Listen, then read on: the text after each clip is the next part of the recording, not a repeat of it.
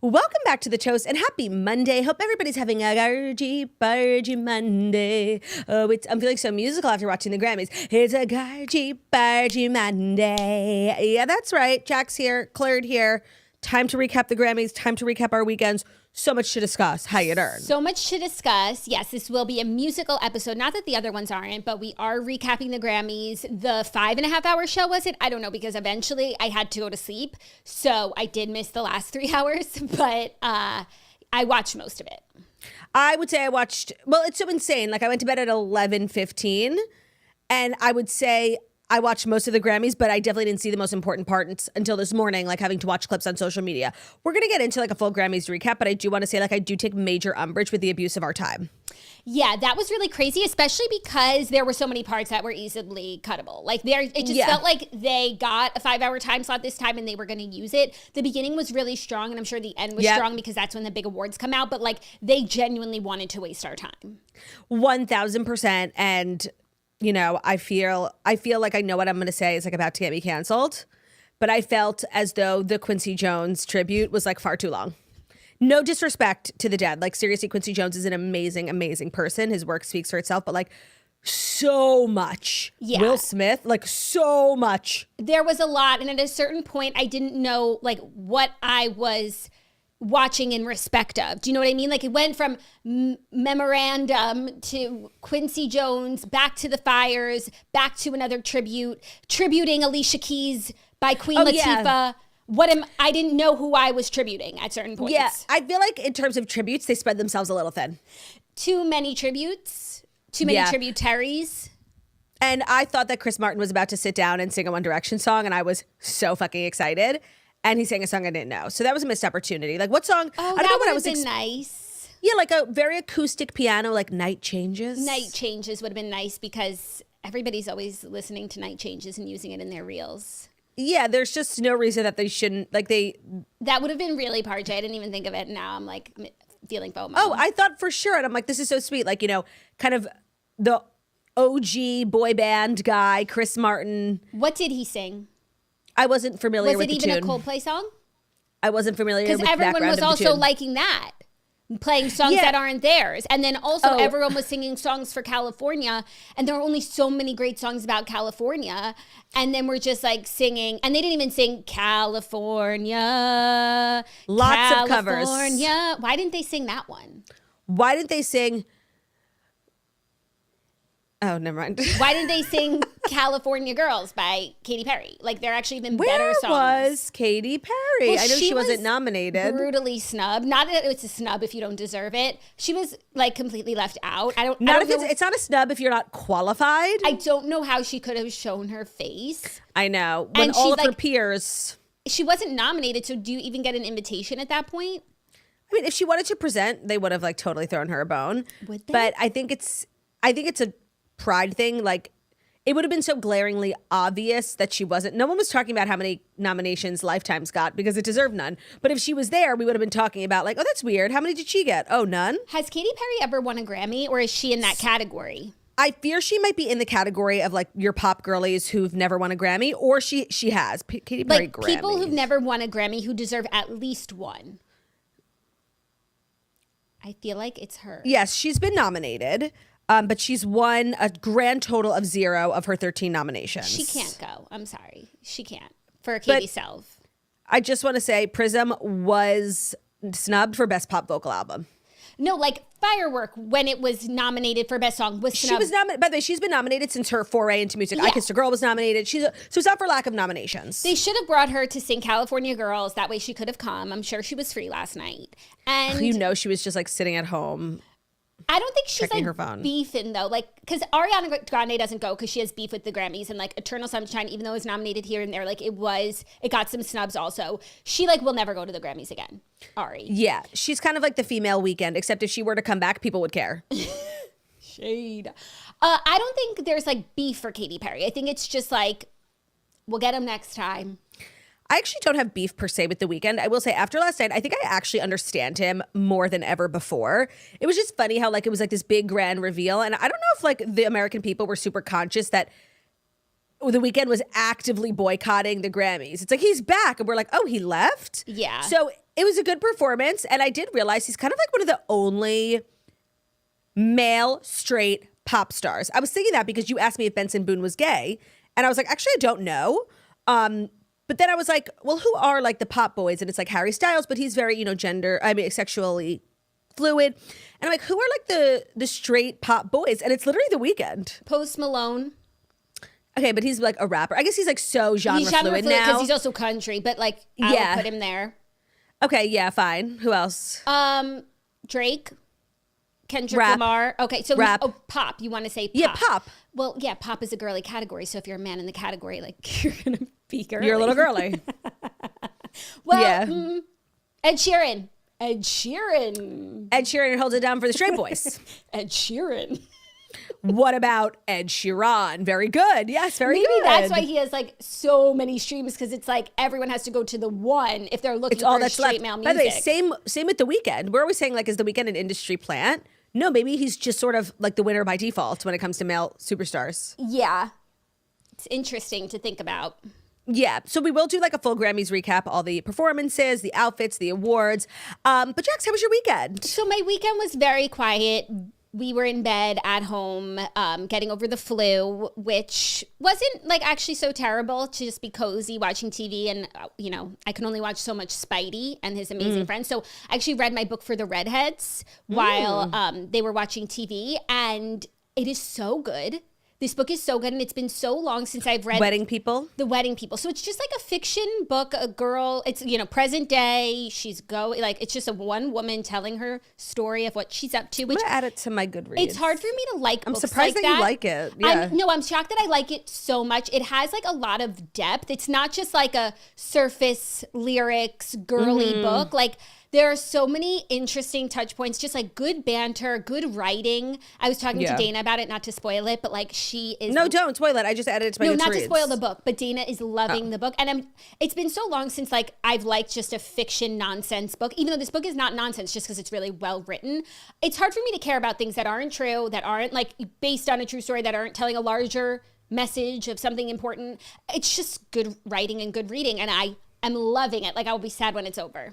You should read it. Oh, that's so good. I was like gonna read it, but the fact that you liked it is shocking. So I'll read it. Yeah, no, it's not like just swirly, stupid, boy meets girl smut. It's real, even though like it has that sort of cover. Yes, I thought it was for sure that. No, there's some like really. I judged a book by its cover. Big themes and really good writing. I failed at my one mission this weekend, which was to see The Brutalist. I did not do it. I couldn't find the 4 hours. Did you watch Da Vinci Code? No. I watched hours and hours of Desperate Housewives. Oh, and I came up with a thesis. I don't know if you saw. Also educational. Also educational. I posted a TikTok about it. It kind of flopped, which was like disgusting. But I was watching the show, and I feel like we've had this conversation before about how Susan Meyer is very Carrie Bradshaw coded, right? Yeah. Insufferable leads, think they're so cutesy, and they're just awful friends, awful decision makers, awful, women in finance. Like, they're so poorly, with their house. So we've always made that comparison. And it wasn't until this weekend that I had this sort of breakthrough, because I was watching Lynette, and I was feeling this familiar feeling with Lynette that I really felt when I rewatched as a grown woman for the first time Sex in the City. Lynette Scavo is very much the Miranda Hobbs of Wisteria Lane, The unsung hero. The unsung hero. And when you watched it the first time, it was just like, nobody wanted to be the Lynette. It was very not glamorous. But she's the voice of reason. And when you rewatch it now as like, someone who runs a household, who has a husband, who, will be a mom, like, you have so much respect for how she deals with everything in such a funny way. So it's very relatable. And she's literally the best character. And you couldn't have paid me to say that when I was a kid. And then I realized I'm like, all 4 of the Wisteria women are literally the Sex and the City women, because Gabby is so Samantha. Like, fun, flirty, sexy, like a little outrageous. I mean, and Charlotte is so Brie Vandekamp. It is a 4 perfect parallels. It is, so much so that like this doesn't feel like new information or a breakthrough idea. Like we either had this conversation or it's just so obvious that it's like, well, duh. No, okay, like not you like clowning on my original thesis. No, it's original and it's brilliant. And to take it a step further, like other 4, like maybe this is actually a commentary on the fact that like showrunners can only put women in women. Woman. That time I did it. women in one of four boxes. Because also, like, girls, there's actually pretty even comparisons. Like, obviously, think? Lena Dunham is the Carrie in a Brooklyn sense. But there's, like, Shoshana is the Charlotte. Okay. It doesn't feel as perfect to me. Jessa is the... Samantha, yes. And then I guess Miranda is the Marnie. It's not as perfect, but, like, it's these, like, four stereotypes of women. Are we only one of four? No, see, I don't think that Girls fits into this box at all, but there are like so many shows with 4 female leads and 4 distinct personalities. I would be curious to see if there are other like perfect matches. Type A, B, C, and D. Although I can imagine that Mark Cherry was just like inspired by Sex and the City, like as a showrunner himself. Why wouldn't he be? Yeah, and I do think most women can really identify as one, if not like a fusion of 2. Yeah, who do you think you are? I think I'm a fusion of 2. Yeah, I'm definitely like Lynette with a sprinkle of Gabby. So I'm Lynette with a sprinkle of Brie. And when it comes to Sex and the City, I can't lie. Like, I don't relate to any of those bitches. I would say by that same logic, I'm a Miranda with a sprinkle of Samantha because I'm like funny and outrageous, but it's not a perfect fit for me. No, but yeah, it would be the same thing. Miranda with a sprinkle of Charlotte. Yeah. Yeah. Yeah. I just feel like Miranda's just... I don't know why. You just don't want to claim her. Of course not. That's the whole thesis. That's how the Miranda Hobbs thesis got started. I'm happier to claim Lynette, is what I mean. Yeah, of course. Because, like, seriously, they did Miranda absolutely no justice in those first couple of seasons with her hair, her outfit, and then, like, some of her choices. It was just, of course, nobody would immediately be like, yeah, I want to be that one. Like, she had a buzz cut. She was wearing, like, overalls, and she just, like, she seriously looked horrible. While all the other women were so fabulous, like above and beyond fabulous. It's like they lost their budget for a stylist when it came to Miranda. But Miranda wouldn't have a stylist. Correct. She need not be styled. No, you can't put Miranda in a box. Though we just that's what I did. I watched so much Desperate Housewives. Ben is obsessed with rewatching it. And honestly, it's such a good show. It's like one thing we can really agree on. So I pretty much rode it. Oh, I went to Times Square and I saw our billboard. Jax and I are on a huge billboard in Times Square. Talked about it. I know, on 44th and 7th. And it's so funny because we've both posted about it on social media so much. And one thing we've like kind of majorly left out of this big story is like right after our billboard is a billboard for the good guys. We like did it together. Yeah, like they helped us and like it rotates between us and you would never know that from our content. Social media, yeah. So we also saw the good guys billboard. Also saw the good guys billboard. Right. Very it's cool. Huge. I wish you could see it, Jackie. I don't know how big the building is. It must be like 30 stories. It's insane. That's insane. If so you guys cool. are in Times Square, like please take a picture and send a picture because that's something that will never not be the coolest thing to me. Like, I don't care how many, but we've had 2 so far. But I don't care how many billboards we have in this world. Like, you will always catch me posting an emotional reel about it. 1,000%. Like, I will never get over the coolness. It's so cool. So that's what I did. I don't think I did anything else like worth recapping, especially when we have such a big recap coming up with the Grammys. Like, that was my whole day yesterday. I like sat at like 6 to watch Red Carpet. And by the time it was 11:30, I still hadn't even seen like Song of the Year. And I actually got angry and turned it off.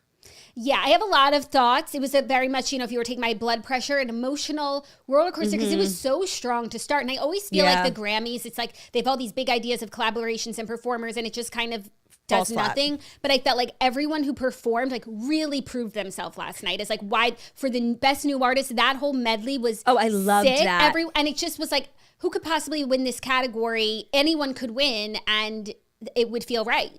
It was a really interesting Grammys because I can't remember one in recent history where every category was like truly so stacked. Like best new artist, song of the year, record of the year, album of the year. Like there were seriously 3 or 4 in each category that could have won and there would be no contest for me, Yeah. So it was really fun to be on like the edge of your seat and really not know who was going to win. Now I have my thoughts obviously on the winners, not Taylor going home with seriously no awards. And Billie Eilish.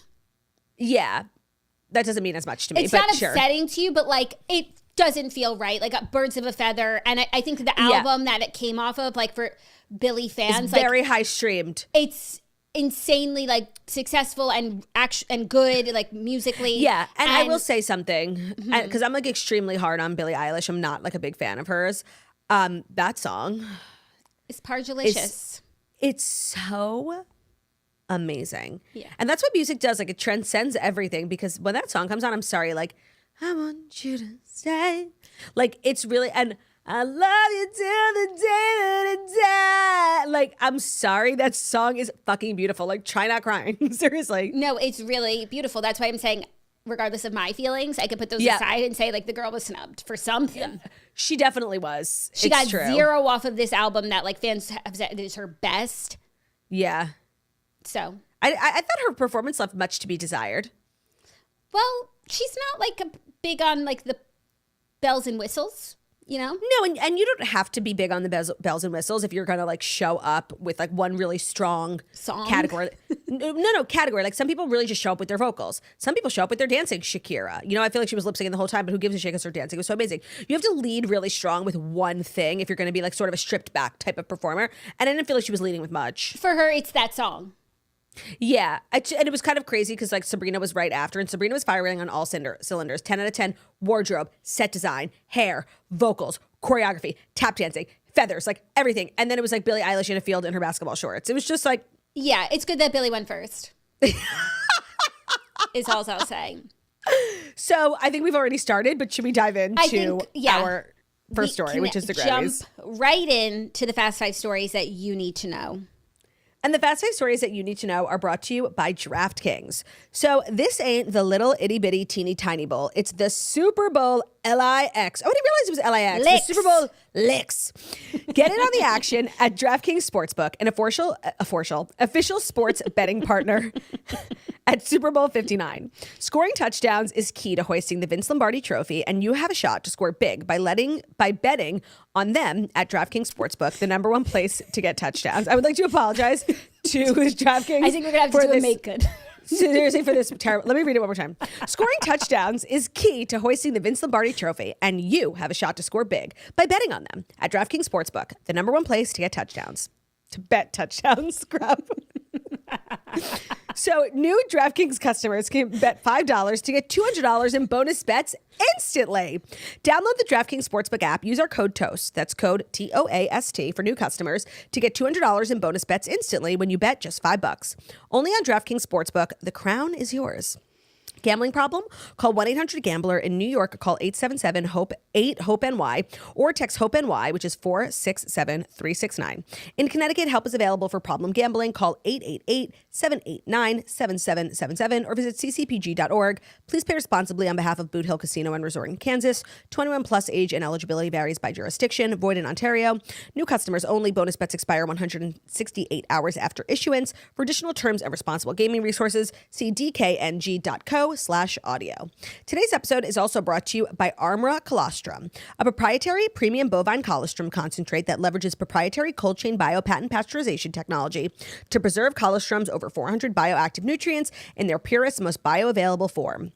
So colostrum is obviously something us human beings can create. I think a lot of us learn about colostrum when it's that time, when we're making children. And Armra is harvesting all the benefits. It's like the most nutrient dense thing you eat. It's the first thing you eat in this world. And they are harvesting bovine, so from cows, colostrum. It's full of nutrients. It comes in these little powder packets. Adding it to your daily routine has so many different benefits. I feel like everybody's doing Armra right now. So the different benefits are, a strengthened immunity, a fortified gut health. It can ignite your metabolism, revitalize hair growth, enhance your skin radiance, and fuel your performance and recovery. So if you're looking to get into fitness or you're looking for like a good recovery routine when it comes to your current fitness routine, highly recommend adding Armra to your morning routine. It's pudgy, it's fabulous, it's easy. And there's so many different benefits. Plus, we have worked out a special offer for the toasters. If you want to receive 15% off your first order, go to tryarmra.com/toast or enter code TOAST to get 15% off your first order. That's tryarmra.com/toast, tryarmra.com/toast. Code TOAST to get 15% off your first order of Armra Colostrum. Today's episode is also brought to you by Skims. So in this particular phase of my life, my body's changing rapidly, I would say almost on the daily. And my needs when it comes to our undergarments could not be more different than they once were. And every time I need to buy something new, whether it's a new size or I just need a new product, Skims has become my go-to destination for literally everything. I never thought I would go through so much underwear. That's a part of pregnancy I didn't know. I'm very specific about underwear now. And Skims bras and underwear are truly the best intimates. My top drawer is slowly becoming all Skims. If you are a big chested woman, a pregnant woman, a woman who just has like a real body, I highly recommend shopping at Skims. I think that's the best part of Skims is one, they're super size inclusive. So you can really find what you're looking for. They have different tones of all different skin tones to really match whatever your complexion is. But I feel that the products are really made for real people. And that's what sets them apart from, I think, every other hosiery company, undergarment company. Their intimates are fabulous. I love the Fits Everybody collection. So many of my favorite relaxation bras are from there. I love the bralette, the scoop neck one, and the racerback one. You can shop the best intimates, including that Fits Everybody collection and more at skims.com and Skims New York flagship store on Fifth Avenue. They have a new flagship store. It's really party. After you place your order, be sure to let them know that the Toast sent you. Select podcast in the survey and be sure to select our show in the drop-down menu that follows. And if you're looking for the perfect gift for your Valentine or for yourself, Skims just launched their best Valentine shop ever, available in sizes for women, men, and kids. I will say their Valentine's Day collection always slays. So don't miss out. Thank you, Claudia. You're welcome. First up, Grammys recap. We will start with the big winners and probably branch off into performances from there. Sounds good? Yeah. So first up was Best Pop Vocal Album, which was the stacked category that would perhaps set the tone for Album of the Year. Sabrina, so many of the nominees were right. Billie was there, Taylor was there, Sabrina was there, Chapel was there. And Sabrina won, which I was so happy. And I think that it was the Best Pop Vocal Album of the Year. Like, it so felt right. It was right after her performance, which was so amazing. She showed the room what Breener's about, what Breener's been about, and what you all had been sleeping on in the industry. Those people in those boxes should be ashamed. Yeah, and she already showed up to the awards as a Grammy winner because she won like one of the non-televised ones, which was probably just such a good feeling for Espresso. So going in, like, you know, no pressure. Her red carpet look was by far my favorite. Yeah, she looked such insane. a vision. And like, of course she looked insane. The dress was pretty, like everything worked, but it's so cohesive. Like everything she does, I mean, her red carpet dress really like matched the vibes of her performance. And it overall matches her vibe of everything, like this very feathery old Hollywood feminine. Like, I love that she's so like specific with her aesthetic and she doesn't really stray from that. While also not being boring. Like, some people have like a specific look that they have, and then you can predict what they're going to wear on every carpet. And while you can like predict the vibe that she's going to put out, what her hair and makeup will be like, it is so exciting to see what she does every time. And that's hard to nail. So I thought she just looked absolutely radiant on the red carpet. When she won, I was so happy for her. And yes, like, she stunted on every hoe in that room. Like, that performance was really, and you know, these are songs she's performed 100 times. And I like that she did something different while not really straying from the original form of the song. I loved every minute of it. The tap dancing, like, I was just blown away. The burlesque, feathered, bejeweled, like everything. She's just such a star. I love her. Love. And you could tell she was so surprised. And Espresso. Yeah. Yes, of course. Her speech was very like pargy and professional and, you know, thankful. And that was it. I thought it was a really great night for her. But then what was surprising to me was like, I felt like her performance was 10 out of 10 and like, you know, usually the rest would kind of like fall off from there. But I thought the rest of the performers were really strong. Like Chappell Roan, obviously, you know, she's not like my girl, but great performance.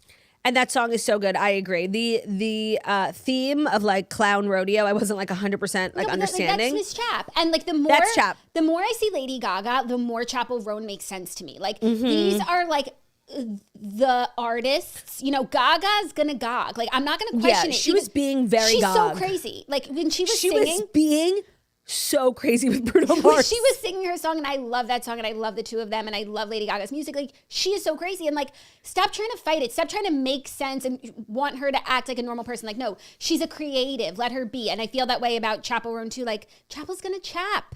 I feel like we have stopped asking Lady Gaga to be normal. Like, we get it now, but we're sort of putting all those questions we once asked Lady Gaga, we're putting them onto Chap, and you're right. No, she's making Chappell make sense to me, where it's like, just enjoy the song. Yeah, the song is what it is. Like, did I understand her red carpet look? Absolutely not. No, like, not do I in the understand slightest. any of it? No. Am I no longer trying to? Yes. Correct. So, but the thing is, I think that's why we like Sabrina so much. Like, we understand everything she does. And like, if that were us and we looked like her and we had her talents, like, we would seriously do the same thing. 1,000%. So we see ourselves in Breener. Yeah, we don't have to not ask hard questions. Yeah, exactly.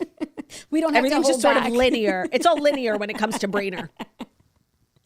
Next, pop duo group performance went to Lady Gaga and Bruno Mars for Die With a Smile. This was actually a stacked category. Us, Gracie Abrams and Taylor, Levi's Jeans, Beyonce and Post Malone, Charlie XCX, Billie Eilish, and Ari was also nominated. But this song is so beautiful. Like, it's on another level of like musicality.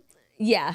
And I thought I was like the only one who appreciated it, but I'm coming to learn that like the song has enormous global success and they just won a Grammy. So like this hold that I thought I had on it is not a thing. No, and one of my favorite Instagram accounts, Lizard P. Woods, posted a really interesting statistic. It was all the songs that were nominated for Song of the Year. She posted how many streams they'd gotten on Spotify. And Die With a Smile is number 2 from all those top songs. Birds of a Feather is number 1. Die With a Smile is number 2. Wow, Birds of a Feather. Yeah, Good Luck Babe is number 3. Please, Please, Please is number 4. Our Bar song is number 5. Not Like Us, Kendrick Lamar, which swept in those categories, is number 6. Fortnite is number 7. And Texas Hold'em is number 8. Wow. I mean, Taylor leading like her categories and nominations with Fortnite. Like she also was for music video. It just really doesn't make sense to me. I actually don't think there's a worse song on TTPD. Like I really don't like it. Well, that's classic Taylor. And also Taylor has never won Song of the Year or Record of the Year. And that, even though she's won Album of the Year more times than anyone else. That's because the singles that she puts forth are bad and the worst on the album. And she's more of an album girl than a Song of the Year girl. And I think like as we talk about Beyonce and like the Album of the Year, her finally getting it, like some people write fire songs and some people write fire albums. That's actually a really good point, and you can't be both, and Taylor's kind of proof of that, even though I do find it shocking that like Blank Space wasn't Song or Record of the Year that year. That's like the only one of like Taylor's lead singles that is probably one of her best songs and also did the best. Like, because when you think of like Shake It Off, even though Shake It Off also could have been like Song of the Year, honestly. Now I would say so, but at the time I wouldn't have said so. This has been like a relatively new thing, I would say, since Red are the worst songs, the singles. It's just previously sort of like Love Story, You Belong With Me, those were the best off of Fearless. Yeah. But it's like a thing about Taylor. And that's why people who don't spend time listening to Taylor, all they know is like the radio hits, which are just like very kind of built for radio. They're very strategic and that's why they are so popular, but they're not her best songwriting. And so they think that her abilities are just Shake It Off. Like, yeah, and that's also why the fans can't agree on the best songs because we've all sort of gone on our own journeys in search of the best songs because she doesn't there are put also them just forth. So many. She doesn't put them fourth. Yeah, she doesn't put them fourth. Right. Like Getaway Car. She never put that fourth. That was a mistake. Even Cruel Summer never put fourth and only had its renaissance for the Lover. Cruel Summer put itself fourth. It did. Anyways, then, okay, next best pop solo performance went to Espresso Sabrina, which was non-televised. Best new artist, stacked. And that medley, everyone performed. Everyone was so good. Benson Boone, Sabrina, Doechii, Krungingbin. I didn't see that. Yeah, that was like kind of the only part of the award ceremony I didn't understand in its entirety. Krungsy. What was that? Like the band, that guy like with the bangs and that like band of people. Okay, that's what that was. Okay. Yeah, that was confusing. But that medley was so parchy. I don't even know what my favorite part was. And I was very hard on Friday on Benson Boone. And he was amazing. He was amazing. My favorite part was Shabuzi, who was amazing and showed them all why he is Shabuzi and why I stay standing. But also Teddy Swims was amazing. Okay, so to Shabuzi's point, I want to say like you have been so right about Shabuzi since day one. Like I just can tell also he's like a very kind soul. Like when he talks on interviews, like his outfit was so fucking cute. Like I just love him. I loved that song he played before. He obviously had to play Bar Song. Good news. I added it to my liked songs last night. Like you've been so right about Shabuzi from day one. Just good for you, honestly, for seeing that. I know this is an original thought. Oh my God, I love Teddy Swims. And Ben thought it was Jelly Roll, like classic. I love Teddy Swims. I love that fucking song. And I know he's so sick of singing it. Yeah. But it's amazing. And you know what? No one's making music like that, which is why he stands out so much. Yeah. I don't know if I don't think he should have won, you know, compared to like, it's also weird how like Chapel wasn't a part of the medley. Neither was Breener. Right. Neither was Doechii. Oh, yeah. But they all won other things individually. Yeah, and they were nominated like for big categories. That's why they had their own performances. But Chapel Roan won, which was fair, you know, like 1,000%. And you knew she was going to get on her soapbox about something. I wasn't expecting healthcare, but yeah, pop off. That feels right. Like people who have work for you should have healthcare. 1,000%. So go off, Chap. go off chat with her notebook, which was so Jackie O coded of her. No, it was nice to see people like either don't write anything down, which is fine, or they come up with their phones, which I fucking hate. So Yeah. sure, get your leather bound notebook. I love that. Be prepared. Yeah. She knew she was going to win something. Yeah, something. That would have been, yeah, she was nominated for a lot. Then Song of the Year, stacked category, as we've said, went to Not Like Us by Kendrick Lamar.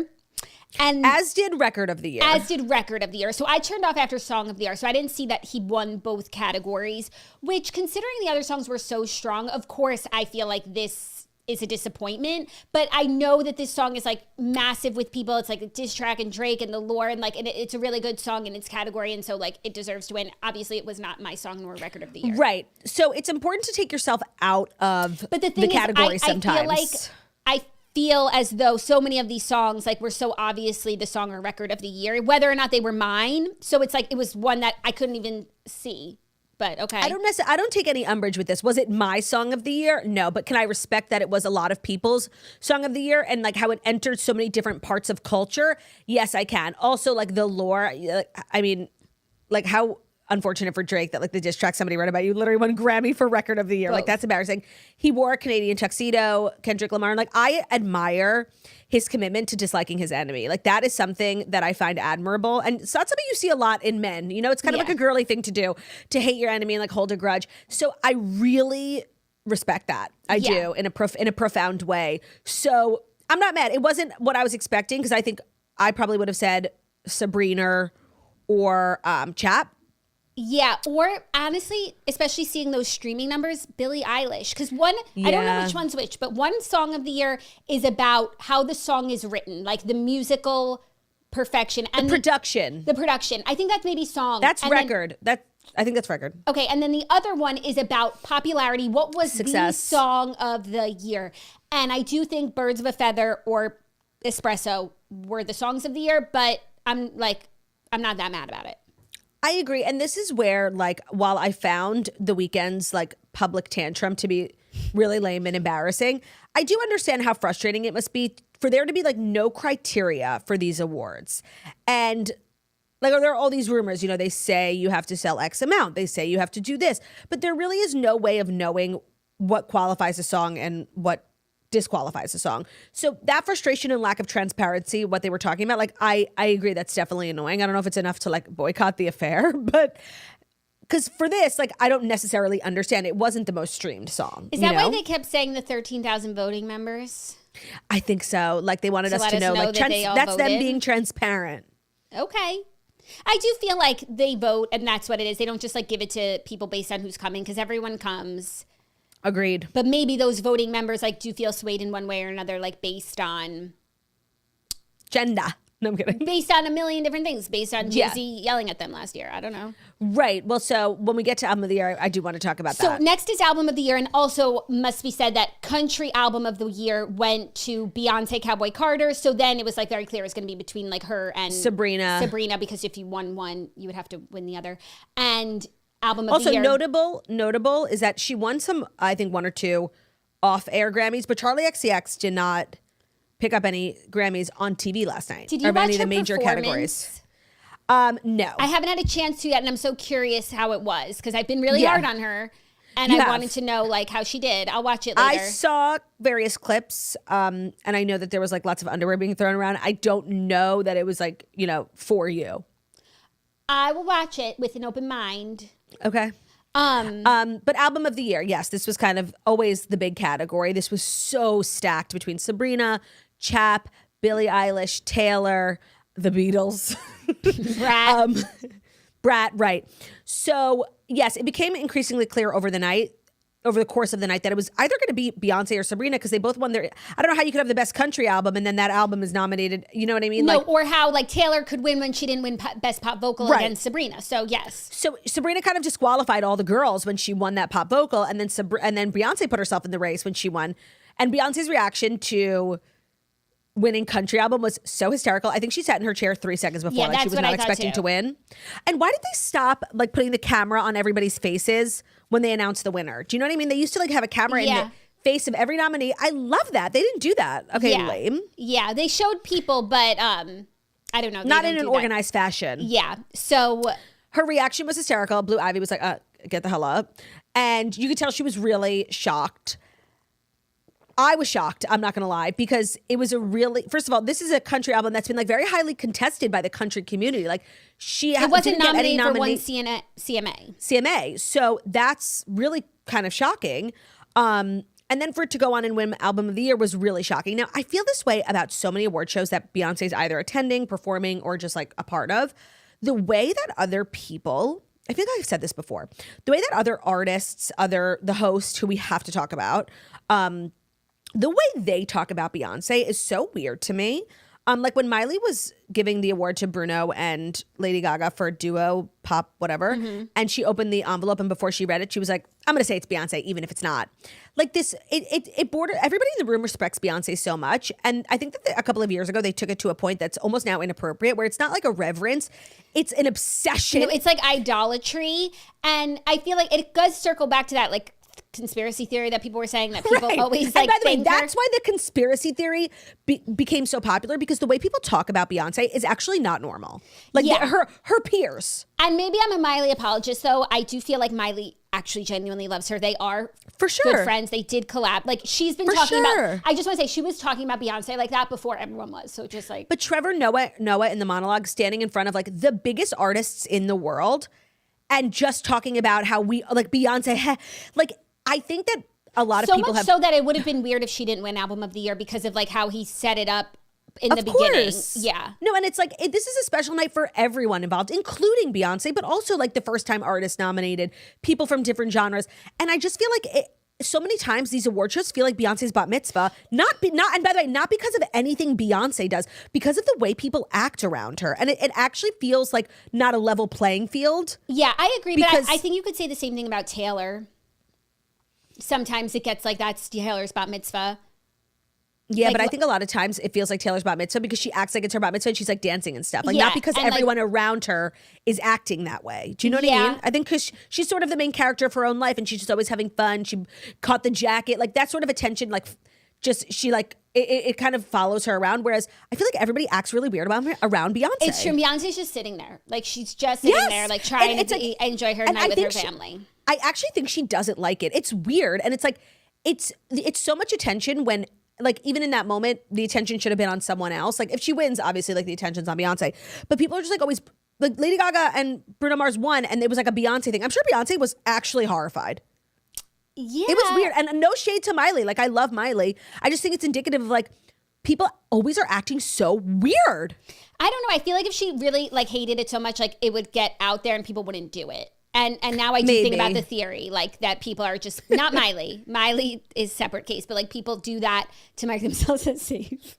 Now, the Beyonce thing also, now it's obviously not her problem, but it is really crazy that she showed up with her husband. And I guess as like a community, we're just like moving past the Me Too movement. Like we just are done with that. Well, I think we're picking and choosing, right? Because there was a time where, like that if a man who was accused of, trigger warning, raping a 13-year-old showed up to an award show, nobody would be dancing with him, nobody would be high-fiving him. Like it's probably one of the most egregious allegations I've ever heard, and it's fairly new. So I have a hard time like seriously looking at him. It's so crazy to me, and everyone, it's like totally normal. And this is like, you know, with the P. Diddy stuff all coming out, like I would think people would be like a little bit more... Yeah, well, it's a prudent. room full of like unscrupuled people who, until like Jay-Z is finished, like they are still gonna like hobnob and kiss ass to whoever they think. Like that's just who these people are. So trying to find like, you know, your morality in the crowd, like it's not gonna happen. That's I know. It's just very jarring. Honestly, he's so jarring.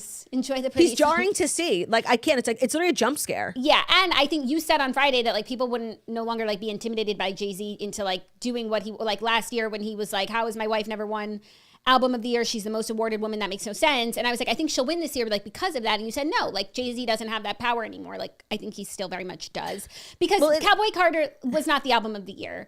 No, it wasn't. And I imagine it hits different to win the award like after the year before, like your husband like threw a tantrum. No, and it's also like, it's like when Leonardo DiCaprio won the Oscar for Revenant, and it's like no, he deserved it for Titanic. Yes, exactly. And there's so much like lore around it. He probably like didn't even want it at this point. It's like embarrassing, you know? Like, yeah, no, and to get it for like the thing that you actually don't really deserve it for, it's like, but you were worthy other times. It's just many like, times. I don't know. I mean, it's still nice to just get, and I do think the Oscars are also cumulative. Like, it's about a person's like body of work. I think we've like learned that on this show before. But which also doesn't make sense when they give it to someone random who's in one thing one time and we never hear about them again, but sure. This was not the time to win Album of the Year. No, I think the Leonardo DiCaprio comparison is a perfect one because these are two people who like got to a point in their careers and we're all looking around being like, how have they been snubbed for Album of the Year so many times? And then they get it and it's like, well, good, they deserve to have that award in their artillery, but not for this particular work. Cowboy Carter was not the Album of the Year. When you think about albums as a whole body of work that like took the culture by storm, there were just others that did it bigger and better. You could see it in the streams. Even Brat got more streams than Cowboy Carter. Yeah, and the thing is, like, even though I didn't think Brat should win, I could have made an argument for most of the nominees, not the Beatles. But I could have made an argument for like different albums to have won, and I don't have an argument for Cowboy Carter. Yeah, so... And I just want to say, it's probably the most I've listened to any Beyonce album because I love country music. So it's not that I don't think it was good. I'm just talking about how it was perceived and how it was received by everyone. Right. And just because she's never won it before, like, it would be like if everyone was up in arms that Taylor never won Song of the Year, so she won Song of the Year for Fortnite. Like, that was just not the Song of the Year, and it wouldn't be deserving of it. And you want to correct an old error, don't now air someone else, because someone else in this category in a few years will never have won Album of the Year. It's like, oh, well, they should have won that year. But exactly. It's so true. Because if they didn't give it to Beck, Beyonce would have it. Right. And why did they give it to Beck? Because he was like the single soul songwriter. That was it. It was like every song was like written, produced, everything by Beck. And then you look at Beyonce's album and it's like a million people. Who cares? I don't care how many people. Like, was it the best album? Was it good? The best album. Yeah. I want to talk about Trevor Noah and how it's time to retire, like from this particular line of work. He was so unfunny and so unnecessary because every time he showed up, he was just introducing an introducer. Yeah. So I really felt like he was so unnecessary, like just being there. His jokes were not funny at all. He didn't even like try to push the envelope in any way. Was he even making jokes? I didn't hear jokes. It was just like a lot of like telethon. Which, by the way, I think if you were in the room, if it was like an in-person event, his like pushiness with the telethon and the QR code, like that's funny and that's what you're hired for. But the people in the arena are 1/80th of the people watching. Like, you're not performing for the people in the arena, you're performing for the people at home. And it was just not translating at all. And I don't know if we're all just collectively like, the bar has been raised in a significant way by Nikki Glaser, like, or he was just particularly awful, but he was really not entertaining in any way. Yes, but also something about the Golden Globes, like, I feel like the people in the room need to be roasted. Yeah. I don't feel that way about the Grammys. I don't think it needs to be a roast. Like, these are me neither. So I didn't need that sort of still energy. Be funny. But like, there are so many funny, like, just things to say, harmless jokes to be made. No, you can be funny and poke fun without roasting a group of people. I agree. That's not the vibe. Yeah. Like Golden Globes, it's so hoity-toity. That's why they love to poke fun at like Hollywood elite. Grammys is like a lot of real people from all different walks of life, all different genres. It doesn't need to be. I completely agree. Speaking of, I want to talk about Doechii, whom I was a little familiar with from TikTok, but I don't listen to a lot of rap music, but I know that she's like the up and coming, like big hot thing. So when it came time for her to win her award, I had a pretty good feeling that she was going to win. And I was so pleasantly like surprised by her. I didn't know what to expect. So when she came up and brought her mom, which I thought was so sweet, and she was just talking about how she loves Tampa, her hometown, and how she like gives all the credit to her sobriety. Like, she was just not what I was expecting. I thought she was so lovely. And then her performance, I was like actually really sad for, because I was like, oh, she's, got a little something going on. And it was so different. I don't know what I was expecting, but like everyone in the school uniforms, through the choreography, like I really loved it. I thought she was fabulous. I loved it too. I didn't know who she was until I read her name on Friday, that she was going to be one of the performers. And I was very impressed. Very impressed. I thought it was a great performance. Yeah, and she just seems like she's a really good head on her shoulders. I liked her speech too. I liked a lot of the speeches, actually. They were very professional, like very thankful, stayed like for the most part on message. And her message being like, you know, because she clearly got to where she is, like just by sheer talent, right? Being discovered in Tampa, which like isn't like a hub of, but she was saying no, like it really is like such an artistic town. Record labels come down. She took that opportunity to like lift up her community, and I found that really admirable. I don't think a lot of people would do that. So I just like her now. Yeah, I agree. She gave a good impression. Other performances worth discussing. Shakira was kind of amazing. Like I like that song, and she's such a good dancer. And it's like it's like her shtick, her party trick that doesn't get old. The belly dancing. Like it is really crazy how she could roll her belly like that. No, yeah, it's like, can you learn to do that, or is that just something you're born with? I think it's a little bit of both. It's definitely a God-given It's something skill. you can hone. Maybe it's like singing. Like you definitely have the natural talent, but you can perfect it. Gaga and Bruno sang a cover. For what purpose? It wasn't a tribute. For California. Oh, right. California. Yeah, I forgot about that. Yeah. Got it. Okay. Anyone else? Definitely. Red carpet looks that I loved. Kelsey Ballerini. I thought she looked so pargy. She never looks bad, but like I feel like she stepped it up a notch, like with her hair, her glam, the jacket. I really loved it. Sabrina was one of my favorites. Taylor's look. It was very Taylor, like not entirely Perfect. Like no, but she looked perfect. Her hair was like completely like, and her makeup, it was much better than last year.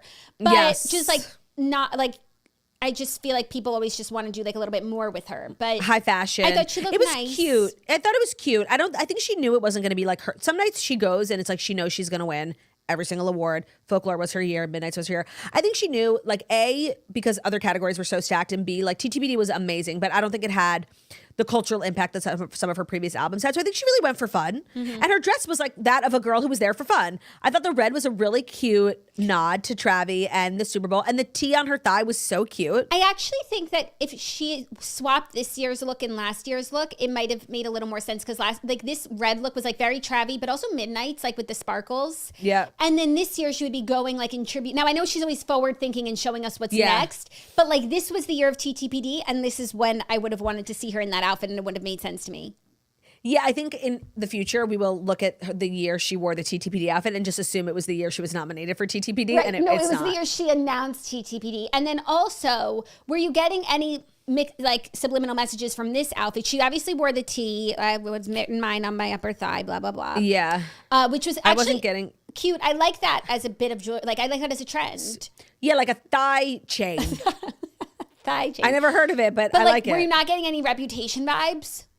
No, red is not right. Like Reputation's like, I guess like black and red, There but was it's like a something dark. like reading rep. It was reading Oh, rep. okay. Got it. Love that. Reading rap. Like the blood, Olivia, like by the way, the stones on the chain, like blood, like very rep. Very, like blood drops. right? No. And maybe I saw people saying it's rep, but everybody's just like looking for what they want to see. You know, you're creating the theory that you wish to see in the world. Yeah. There was also a lot of girlies there, like with beef. And I was very interested to see how like the Olivia Rodrigo of it all would play out. Now, let me say this. I thought Olivia Rodrigo looked the best she's ever looked. I completely agree. Something about, I don't know, she didn't do anything different, and the dress wasn't so like crazy, but she looked very mature. And I remember I was saying she needs to chop her hair because it's giving like 8th grade long hair. She was able to circumvent that 8th grade look last night, even though she kept her long hair. I thought she looked like absolutely radiant. I loved the dress. I thought so too. She looked truly beautiful. And it was just like, it must have been hard for her to like walk in when it's like, you know, Taylor and Sabrina, they're at their table, Jack Antonoff, Gracie Abrams, Margaret Qualley. It's like their girl gang crew. And she has beef with Taylor and she has beef with Breener. Yes, but I do feel like then, so on that side, she's very close with Chappell Roan, who I could see Chappell not, even though there was some, Chappell Roan's dancer was Taylor Swift's dancer. Sanders, I could see Chappell Roan and Taylor Swift having beef. Anyone else? Not having beef, I could see Chappell Roan hating Taylor, because Chappell Roan is like the communist pop star and Taylor Swift is like the capitalist pop star. Like literally one is Karl Marx and one is Winston Churchill. Like they wouldn't see eye to eye on anything. Yeah, I could just see her being about that. And then don't forget, like Billie Eilish has run her mouth. So I actually feel like Olivia Rodrigo might have some allies in the audience. Enemies so of her, by the way, Charlie enemies XCX. Of her enemies are her friends. Charlie XCX. Gabriette. I saw enough to know Gabriette was there. A lot of people have run their mouths about Taylor. It's true. It's kind of like a thing people do for fun. So Olivia Rodrigo could find a port in that storm if she wanted to. I'm just saying, like, maybe there were more people that she felt comfortable with. And she brought her man, so she was okay. And I saw a video of like in the background you could see Olivia going up to Sabrina and giving her a hug, which I found to be so crazy. Like if I was Sabrina, I'd be like, get off me. 100%. Like in that situation, Sabrina will never forgive. And she shouldn't. Because she wants to forgive you and she wants to forget you. Yeah, no, she was seriously burned. That's like Kim forgiving Taylor. Like nobody asked. Taylor has to forgive you. Right. The forgiveness Kim's is not like, I'm over it. Are we missing anything else to cover? There was one thing that I was just like, we had to talk about. I feel like it had to do with Tailored, but it's evaded me. So I think we can move on from the Grammys 2025 in the books. I will say, I would give the first like 50% of the Grammys like a true 10 out of 10. I was enjoying every minute. Although I don't think they did a good job of like getting people's reactions in the crowd. Like we got very little like footage of just like random things. But the second half was truly dreadful. Like, I think they need to be punished for abusing our time like that. There's no reason an award show ends past 11, and it was 11:15, and the major 3 out of 4 of the major awards hadn't been given out yet. Like, I think feel like it was they really got disgraceful. A longer time slot than usual. They're like, okay, you guys always go over. So like, we'll give you 4.5 hours. And it's a telethon. I think it's better when it's like you're feeling rushed towards the end. But like, leave us wanting more. Yes. They did not do that. No. Our next story actually will be a little bit of Grammys adjacent news because Beyonce has announced her Cowboy Carter tour. So this was the news that Beyonce was going to announce, but then she postponed the announcement of the announcement. Fires. And the announcement is that she is going on a 2025 Cowboy Carter tour. So the announcement has been announced. Yes. She confirmed in an Instagram post on her Instagram after the Grammys that she'll be heading out on tour to LA, Chicago, London, New York, Paris, DC, Atlanta, Las Vegas, and Houston. So this seems like a small tour, no? Or am I missing something? No, it's definitely a small tour. I think that she just finished Renaissance. Like maybe and also I think comparatively, Cowboy Carter's not her biggest album. So it wouldn't garner the biggest tour. Yeah, but still she's Beyonce. Like she's going to 10 major cities? So maybe she's just tired. Like, yeah, I don't know. Or maybe I feel like she might be doing it in like what kind of venues we don't know. Or she'll do more. Or she'll do more. Like you announce a little bit at a time. Right. I know I'm here for it, but we're just so used to like a global world tour and like this seems very intentional. And I just want to say, depending on the time, I feel like I want to go. Yeah. Like, because I took a lot of shit about everything, but I happen to really like Cowboy Carter, the album. Yeah. No, like it's the most I've listened to actually, that's not true, but because I've listened to but even TTPD, like you love that album. It was your whole year. You've not once said it was snubbed. No, I don't think it was snubbed. I think that I love her, and it was the album I probably listened to the most. But if I were to say which album really deserved it in terms of streams and overall cultural impact, it would have been Short and Sweet. Yeah. So I'm just saying, like, you can be like non-biased, even though your favorite. Yes, no, I'm definitely. I think I'm, especially with this year in particular, because like obviously I always want Taylor to win. Some years I think she like it's required that she wins, and some years not so much. And I didn't think this was a year, and that's not a knock. I think TTBD is seriously the best album of all time. I fucking love it. Yeah. Comparatively to other works and their impact, I don't know. Yeah. So anyways, Beyonce's going on tour. Cowboy Carter. That was the announcement that she was waiting to announce. I really liked the artwork. I'm into the bleached eyebrows. Well, I will always be into bleached eyebrows because I feel seen. Did you see Beyonce's underwire coming out of her I get-up did. last night? I'm looking People at could this not picture. get over that. I just assumed it was like part of the dress, but no, like she's seriously being stabbed by her own dress. I mean, we've all been there wearing our bras to fucking filth, so much so that the material gives out and the underwire pops out and you like get a knife in your boob and you're like, what is that? Oh, and it's an actual needle poking into your breast. Yeah, it didn't come up when she was on stage, right? I'm seeing it like backstage. I saw it when she was sitting. No, when that moment that went viral when she won Country Album of the Year and she's like completely shocked. Literally the underwire in between her boobs, both of them is popping out. Oh, that's so interesting because right under it is like a little bow of sorts, like a little embellishment. Mm-hmm. So I was like, maybe it's like the strings on top of the bow. Like I would have just assumed it was a style choice until you said that. I think Beyonce was very flustered. Like the way, even because her reaction, I think she got there maybe like a little late. And she was just like flustered. She was a little all over the place when she won Country Album. She was late because Trevor Noah said she can arrive whenever she wants. Right. Her underwire was popping out. Like, I think she was just like a little frazzled. Got it. Okay. Well, ow. The funniest is Blue Ivy's face. She's like, okay, girl, get up. You've won 1 million Grammys before. Why are you being dramatic? Like, I feel like she wasn't listening because she was just sitting down. She was flustered too. She got there 3 seconds before they said her name. Like she almost missed it. She probably didn't think she was going to win. I don't even know if she knew it was her award. Yeah. She was so flustered. And Blue Ivy's like, girl, get up. Like, you're on TV. But because she was the only country award nominated from Album of the Year, she therefore already won Country Album of the Year now. Correct. Oh, That's what a I was really good point. The one other note I needed to make about the Grammys is that Architect by Casey Musgraves won Country Song of the Year. And so for me, that was everything, as it was the Country Song of the Year to me. I agree. And it's the Grammys, 13,000 voting members respecting parginess. I was really surprised at Casey Musgrave's outfit because she's such like a red carpet slay. Like she always crushes it. And for her to show up in a tank top, I was really surprised. Oh yeah, like not my favorite either. And I don't care if the tank top's Ralph Lauren, like ugly's ugly. Yeah, not my and favorite. She always kills it with like the country twang. Like it's never like overtly like campy. It's always got a little country in it. She always kills it. Yeah, but the Deeper Well aesthetic is very stripped back. I'm Stripped shocked back. she wasn't wearing the thing in her hair, babushka.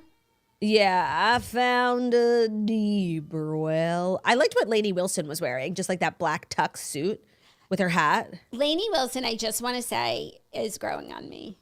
By the way, I love her. And I just to be clear, I have always loved her. That doesn't mean you can't be critical of like people you love winning awards that you don't think that they deserve. Yeah. I mean, when she was amazing in Yellowstone. Her music is so good. She performs. She's never performed badly. Her tribute last night, like she was amazing. No, what's just surprising to me is like, why does Lainey Wilson get tapped for that tribute? Right. Like she's always just because the person in country. she was nominated.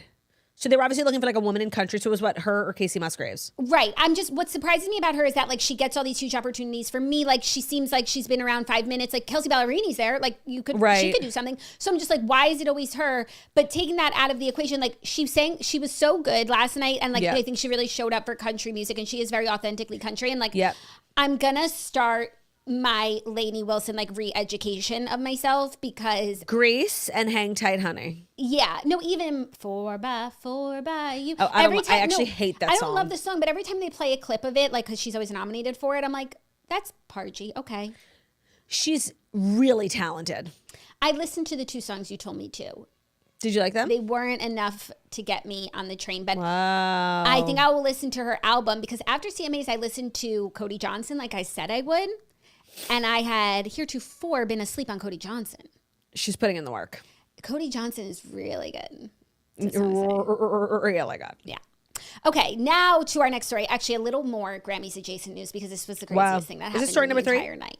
Khloe Kardashian blasts 2025 reporters for cutting babyface interviews short to talk to Chappell Roan. I am so glad we're talking about this because I meant to bring it up. And we need to name, shame, and blame these 2 abhorrent, disrespectful, shameful journalists who work for the Associated Press. Yeah, so 2 women who work for the Associated Press were doing red carpet interviews. They were talking to Babyface, doing an interview with him, and one of them saw Chappell Roan passing by and literally like screams Chappell as Babyface is talking and brings her over, and he was like, oh, okay, and starts walking away, and they're like, yeah, sorry. And and he was just like, oh, okay, bye. Chappell Roan. Yeah. I was so horrified when I saw that.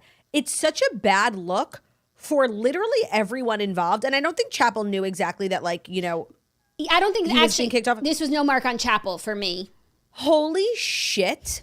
Like, I had such a visceral reaction. I don't know why. Maybe it's because, you know, you always have like a soft spot for older people. And by the way, as somebody who's done red carpet, like it's awkward. You'll take an interview and then somebody like better passes by and you like kind of need to wrap up. So it's an art. Wrapping up while someone's talking without being disrespectful and then grabbing the person you really want to talk to. And if you're not skilled at that, you should not be hosting the Grammys red carpet for Associated Press. No, and for the Associated Press, I do think their listeners and viewers, whichever ones they have, like would be rather more hear from interested Babyface. in hearing from Babyface. Like, know where you're working. They probably don't even know Chappell Roan. And like, you probably thought, oh, how could I miss this moment with Chappell Roan? Like, best new artist, blah, blah, blah. And it's like, in the grand scheme of things, like whatever bullshit interview you had with Chappell Roan like was no big moment, but you snubbing Babyface was. So Khloe Kardashian actually put to words, I think, how a lot of people were thinking. The video went so viral, and I love to see Khloe standing up. We know that they're like friendly. I love to see her standing up for her friend. Like, it made me so upset, and I don't even know like Babyface music. I'm not like a fan.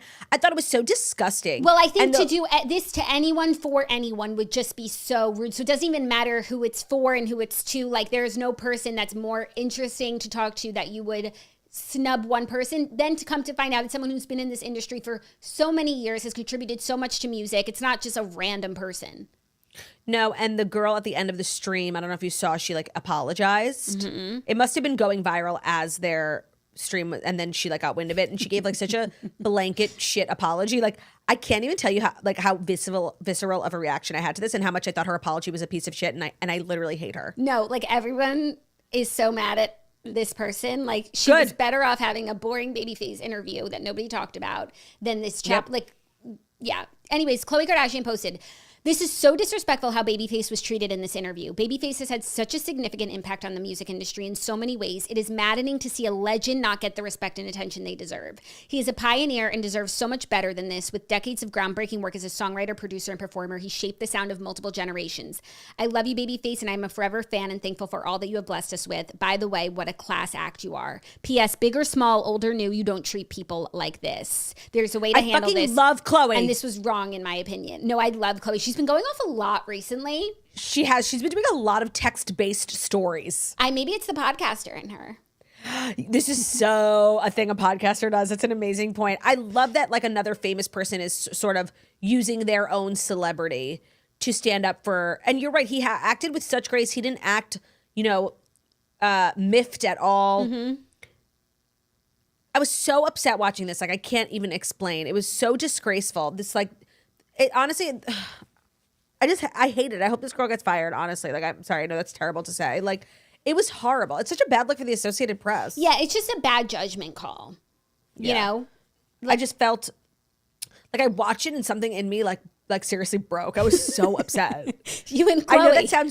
I know that sounds dramatic, but it's right. Like, no matter who it is, like, you treat an older person with respect, and you're just like two young girls like trying to be cool with Chappell Roan, and it's like you're so disrespectful. Never mind that the person in front of you was like a living legend. Right. It was just, it bothered me so fucking much. No, and like, this doesn't happen, even though I'm sure things like this happen all the time. Like, there are ways that this goes down. Like, I mean, also they have like people who can hold the person to, like, E-News does this all day, every day. Handlers. They don't have people disrespecting people, even when someone more interesting walks by. Like, there is a way to do this, and this was just so wrong. Amateur. Wait, also, can we talk about Wells Adams? You can, because I didn't get to watch it.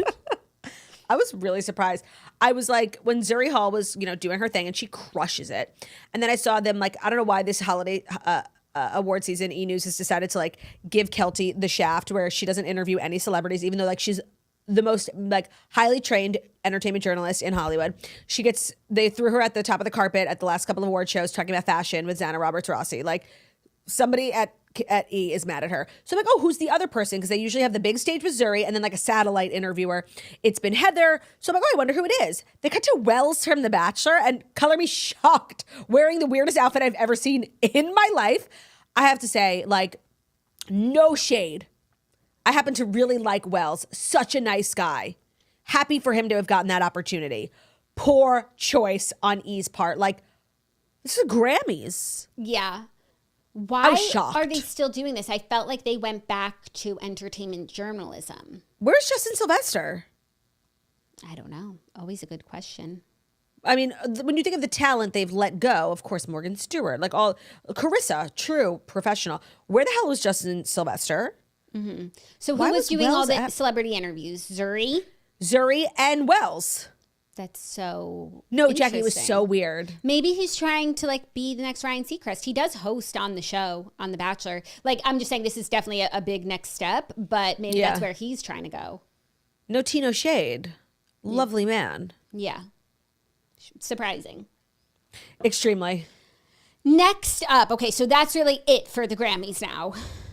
Is that it for the Grammys? That's brought to you by Vivrel, perchance? Yes. Vivrel is the first of its kind luxury accessories members-only club, providing members access to borrow designer bags, jewelry, watches, and diamonds. Members can treat the Vivrel closet like their own and can borrow anything within their tier. That Vivrel also, probably the best thing about Vivrel, has no return dates. So I know a lot of you guys love designer bags. Jackie and I do too. Everybody is limited in how many designer bags they can actually purchase, they can store. And sometimes this is not an economical way to live. And Vivrel is such a great option. So you can literally borrow designer bags, designer jewelry, watches, accessories, and their memberships start at $45 a month. So you can really treat it like your own closet. They're super flexible. Like you don't have to give it back in a certain amount of time. I've actually had a Chanel bag from Vivrel for a while now. Like they really are so relaxed. Just imagine having access to like the sickest designer bags, jewelry, accessories for $45 a month. And it's about to go down because if you use code TOAST, you will get to the top of the Vivrel waitlist. They have a waitlist because like, what I really like is they always have inventory. So there's not like a million members. It's not like you can't get bags. So they do have a wait list, but if you use our code, it'll take you to the top of the wait list and it'll give you 30% off your first 4 months of membership. Go to Vivrel.com, apply for membership today using our code TOAST, and that will also get you 30% off 4 months of membership. The code will also allow you to skip the Vivrel wait list. So it's VIVRELLE.com. Our code is TOAST for 30% off that 4 months of membership. Vivrel, VIVRELLE.com. Our code is TOAST to take you to the top of the wait list and get 30% off your first 4 months of membership. Today's episode is also brought to you by Good Ranchers. Did you know that 85% of grass-fed beef is imported? Well, here's how Good Ranchers can solve that problem. So Jackie and I, ever since watching Yellowstone, like really understand the importance of having your meat be made in America, not only, to support American ranchers, but also how much healthier it can be, how much less intervention there can be in your products. And Good Ranchers is such a fabulous place to shop from local American-made meat and have it all delivered to your house. So it's 100% American sourced. Every cut of beef, chicken, pork, and wild-caught seafood is born, raised, and harvested right here in the USA. It's free from hidden additives, so there's no antibiotics ever. There's no added hormones, no seed oils, just one simple ingredient that you can read, and that's meat. And it's delivered straight to your door. There's no more last-minute grocery store lines or wondering if you're getting the best quality. So goodranchers.com is the place to get the most fabulous American meat delivered right to your door. And we, of course, have a Pargy code for you guys. So if you go to goodranchers.com today, use our code TOAST, you can claim $25 off and free meat. So if you subscribe to any of their boxes you'll get free ground beef, chicken breast, or salmon in every order for a year. Plus, you'll get that $25 off when you use our code TOAST at goodranchers.com. So it's never been easier to prioritize your family's health. Spend more time where it matters together. Visit goodranchers.com today. Don't forget to use our code TOAST to claim your free meat and that $25 off. Thank you, Claudia. You're welcome. Our next story, major update in the Justin Baldoni and Blake Lively case. Oh, what now? His website dropped. Oh, right. So Justin Baldoni's website that he had said was coming has dropped. It is called thelawsuitinfo.com. And in it is everything, every text. I'm surprised it's not IHateBlakeLively.com. Every text, email exchange with the studio, with Blake throughout the filming of this movie from the time he got the book rights from Colleen Hoover. Yeah. And the tide had already turned pretty completely against Blake, but this is really the nail in the coffin. No bueno. People are like cherry picking text messages from her that are really cringe and also just paint a different sort of picture than what we had gleaned from the New York Times. And he puts so much out there that I think like whatever your theory is, like some people think like Blake had a crush on him and he was unrequited. You can find like a text or an email on this website to substantiate whatever your theory is. Yes. And I have not read through everything yet, though I plan to, because I'm so confounded and confused by this whole thing that like I can't really have a take on it until I can wrap my head around as much information as is available. However, like I'm getting ready to eat my words. You are? I am. I think that my initial assessment of Justin is still fair, which is like, that's not my kind of guy, like cringe. Mm-hmm. But I think that, and it's funny because we were always on to Blake and Ryan until this. And maybe because everyone was hating them, like it just like made us want to like them. Defend them. But from what I'm seeing, these texts and everything portray, it's like they did this man so dirty. I'm not going to say that until I read it all, because right now I feel like I'm just being swayed by other people's takes. So I want to come to my own conclusion, but I'm just letting you guys know, like I'm woman enough to say if I was wrong about this. Yeah, the thing is that I trust my gut here. Like I feel like you're right. We've never been like huge Blake Lively or Ryan Reynolds fans, and I think there's definitely like weirdness abound with them. And I think that my gut on Justin Baldoni is and was 100% right. And I think that a lot of the theories that we're seeing in the public opinion being swayed is one, like because this is like an issue that only women are discussing. Like women are in love with Justin Baldoni, and like they refuse to see him in any other light other than like male feminist king. And two, I'm sorry, I have no, and maybe you guys are going to be like, Claudia, you're just saying this because everybody disagrees with you, and maybe, but I have a hard time believing that like this is somebody who has been proven to have astroturfed, right, to have paid for positive campaign. I have never seen, because I was just looking at Amanda from Not Skinny But Not Fat story, because there have been a couple of podcasters who have been like very vocally anti-Justin, Nick and Natalie Vile, Not Skinny But Not Fat, and everybody sort of like stopped talking about it. So people are like, well, they were wrong. They're stopped talking about it. If you guys knew the amount of hate I fucking got, literally like cancellation level for talking about Justin Baldoni, Amanda Hirsch someone was like, are you going to eat your words talking about, she was like, no, I'm not talking about it anymore because I get so much hate. Natalie from Vile Files DM me. She was like, are you getting so much hate? I'm like, yes. So you're telling me this is a person who has proven astroturfed. Like you're telling me he doesn't have like money out there right now getting, there's so many bots involved. I'm just saying, like, I know you guys are going to be like, Claudia, you're just saying that. Like, I'm just saying. And so I'm seriously not getting involved. Like, you guys know how I feel. I don't think this is a good person. I don't. Okay. I think that's fair. And I'm not saying like, I feel like with this, I find myself like I am being swayed by easily swayed the turfers and the bots. And that's because I just don't really have a stake in it. So I can't like stick up for one person because I don't know these people from Adam. And I was never a fan of any of them in a strong way to begin with. So that's why I'll read this and then decide. But it's looking. No, and I'm sorry. Oh my God, I saw this thing about the Vile Files. And just to be clear, like I have no skin in the game with the Vile Files, but people are like, well, Mint Mobile is one of their sponsors. And Ryan Reynolds is an investor, and that's like his company. Now I could tell you guys 1000%, like perfect example. Skims is one of our biggest sponsors, and we talk about Kim all the time. Sometimes, you know, we agree with her, sometimes we don't, sometimes we say she was wrong.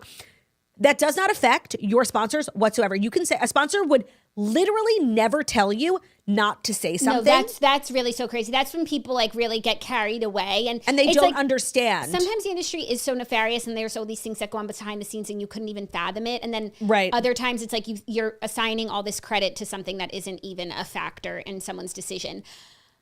So I'm just saying these texts and the fact that he has all these texts and he is sharing everything from soup to nuts. This man is trying to clear his name, like, and he will do anything and spend whatever, because if he does not come back from this, he has nothing.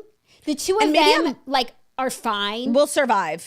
Maybe I'm biased, but I think that like the concept of setting up a website for public consumption, like, and his obsession with getting people to like agree with him, like I actually think it's weird and creepy. And maybe I'm biased because I think he's weird and creepy, but I think this whole thing of like setting up a website, releasing your voicemails, your voice memos, like you're trying a little too hard. Like what are you hiding from? Sorry. Oh, I disagree. I feel like if you have been like so thoroughly slandered and like smeared, you have nothing else like this, what would he ever do again?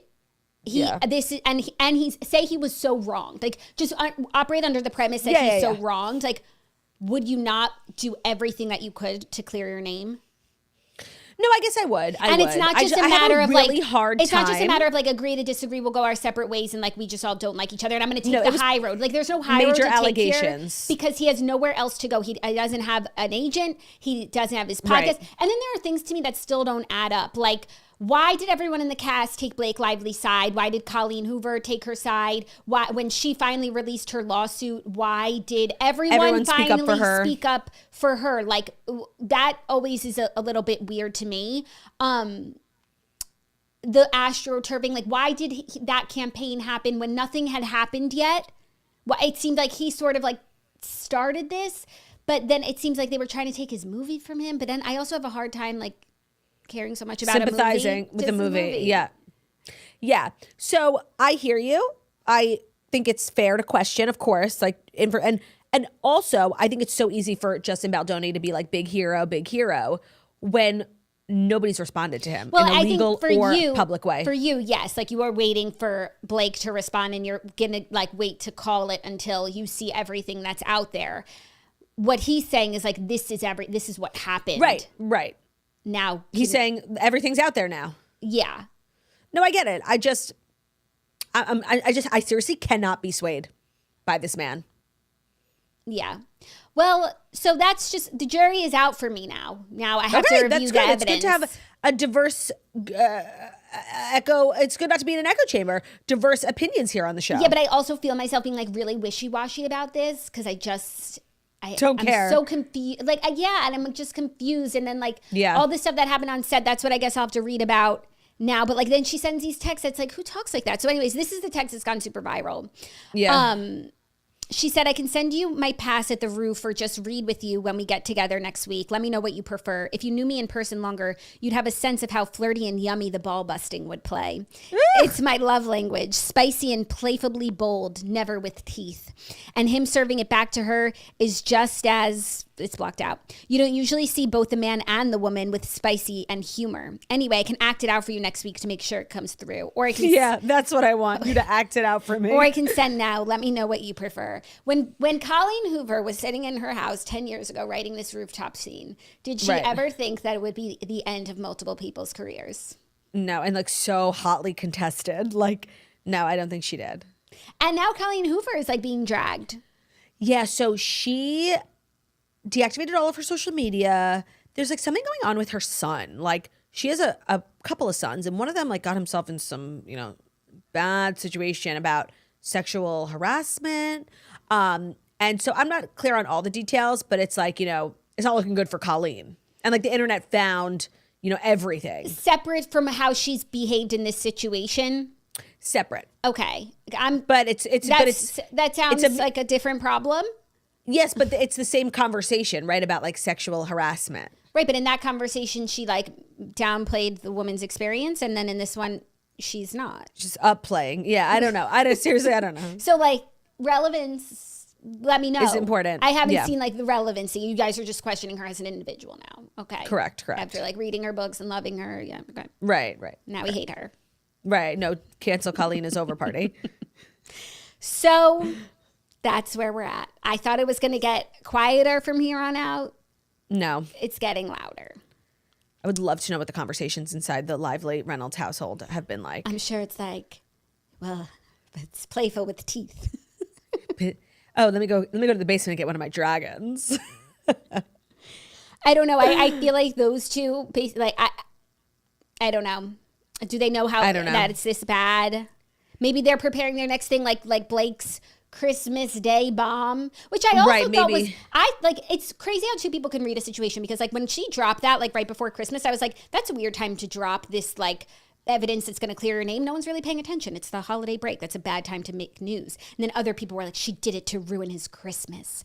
Well, to be clear, she didn't actually drop anything. She filed something with the government, and then the New York Times ran it. She dropped the file in conjunction with the New York Times story on that week when she could have done. It's unclear, like if that was her publishing it or the New York Times just ran it. But yes, I'm sure it she seemed did. like they had an inside track. Yeah. But But like, why that week? To me, that week seems like poor timing. But where you would bury something, right? But then other people see it as she wanted to ruin Justin's Christmas. So that's just like how we all see it differently. Yeah. We're in Justin's Christmas. Are you ready for our fifth and final story? Some lighthearted Yes. news that we've all been waiting for.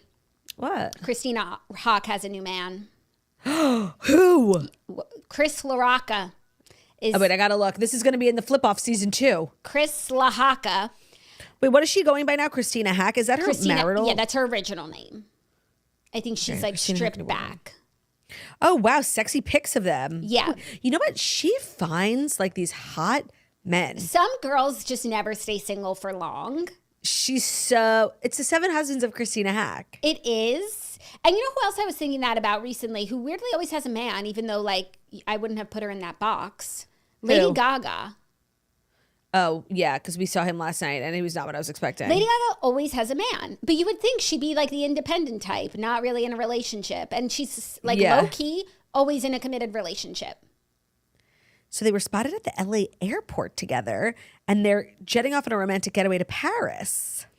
Yeah, they were spotted first together in October. His name is Michael Buckner. He has a professional headshot. So what does that mean? Wait, I'm looking at Christopher LaRocca. Oh, wait, am I on an old article? There's so An many X. articles. I literally searched. February 2nd, 2025. Christina Hawk spotted kissing new Photo. boyfriend Chris LaRocca. Wait. Are you on People Magazine? Yeah, February 2nd, 2025. Oh, yeah. Wait, who's this guy? Why did they have a side by side of her Claudia, and Michael the Buckner? photo was taken by Michael Buckner. That's the credit. No. That's the photo credit for Variety. Oh. That's a photographer, my bad. That's who took the headshot. If anybody needs a new headshot. His name is Chris LaRocca.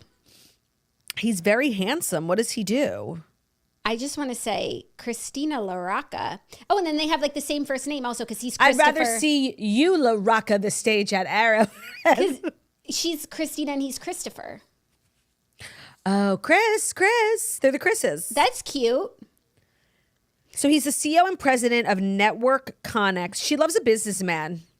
I love that for her. Now, let me look up annual revenue for... The CEO of Network LaRocca. Yeah, I'm just like, I'm a busybody. Does he have a real job? Okay. Oh, my God. Network Connex estimated revenue, they're based out of Chicago, is about $80 million a year. He's the CEO of a company that does $80 million a year. Strong. Yeah. Christina's not What's his wasting her name? time. She does not waste her time. Chris What was LaRocca. his name? Chris LaRocca salary. Maybe it's on Glassdoor.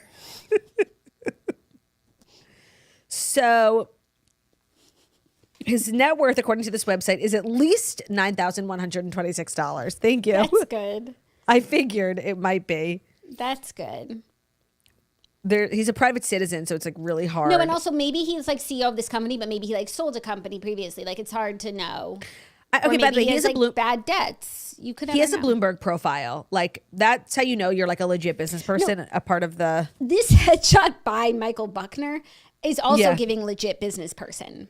1,000%. Thank you, Michael Buckner. Like that's seriously a ringing endorsement for you. I'm literally crying. I have tears coming out of my eyes. I kind of need a new headshot. Should I call up Michael Buckner? I think that you should. Do you think that what Michael Buckner knew the day he took this man's photo? He's going to change his life. Do you think Michael Buckner's daughter is a toaster? I hope like a niece out there is like, Uncle Maybe we'll Mike? get free headshots. Uncle Mike? Is that you? Oh my God, I'm cracking up. Well, Christina knows how to pick them. Like she really always turns out with someone handsome, someone successful. And now it's never like a long lasting thing, but He seems kind of seems like where she's comfortable. Christopher seems different. So does Michael. Maybe if it doesn't work out with Christopher, There's always Michael. there's always Michael. No, he seems different because he's like not in the public eye. It doesn't seem like he's going to go on to date Renee Zellweger. Yeah. And go to her Right. premiere of Bridget Jones. Did you see Anta Right. Anstead? Are they still together, him and Renee? He was at the premiere of Bridget Jones with her. And I don't believe you. that's so crazy. They're still together? Yeah, they're still together. They were together last week on the red carpet of her new movie. Okay, I see. I think his daughters came along too. So she's just like, Yeah, he has a son and a daughter who both came. So she's everyone. really a part of the family. Yeah, Well, she- maybe they should hire Michael Buckner to take a family photo. do you think she'll be watching the flip off?